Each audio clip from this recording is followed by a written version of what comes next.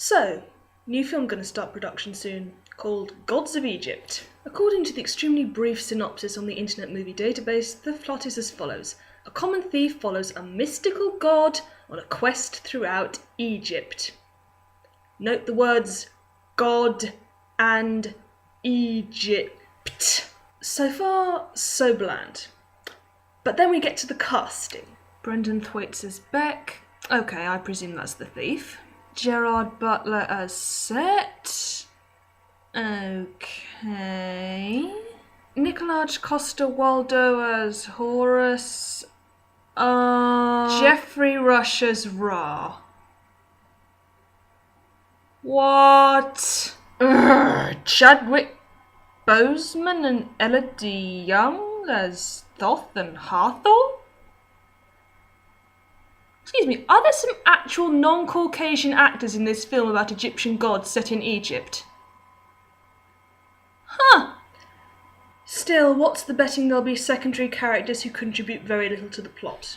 Now, I suppose you could make the argument that, hey, they're gods, they're immortal, form means very little to them, they should be able to take whatever shape they want, right? After all, there's been loads of films about Greek mythology and Greek heroes, and no one's ever objected to the fact that they're white, right? And there's also been loads of films about the Bible and the characters in it, and people have started to object about everyone being white, but not enough to stop the people making the films, right? Right. But the problem here is that both the Bible and Greek mythology have been used for millennia by Europe and America and whitewashed and culturally appropriated into art and literature and so on and so forth until we've got to the point where people will pitch a holy fit if Jesus is depicted as Semitic, and people are getting into arguments about whether Noah and his family in the recent Noah film have been portrayed correctly, which is a whole bag of worms. I'm not going to go into that. And it's just a prevailing idea, they've been depicted as white for so long, why should we stop now? That's not a good thing. We need to change it. We need to acknowledge that, yeah, some of these people, they weren't white, but that might take a while. With the use of Egyptian mythology, you have no excuse whatsoever. You have no excuse. You can't argue that the ancient Egyptians who believed and revered and worshipped these gods, you can't argue that they were Caucasian, and you can't argue that the gods themselves would have looked Caucasian in art, because they wouldn't have. And yes, I am aware that in the myths, Set was sometimes described as having pale skin and red hair. That still isn't an excuse to make him more Caucasian. Here's the thing. Lots of non-Caucasian groups of people have red hair. Herodotus himself described the Budini, who lived in Scythia, as having red hair. Early tribes in China had red hair. Polynesians had red hair. The ancient Egyptians themselves occasionally had red hair.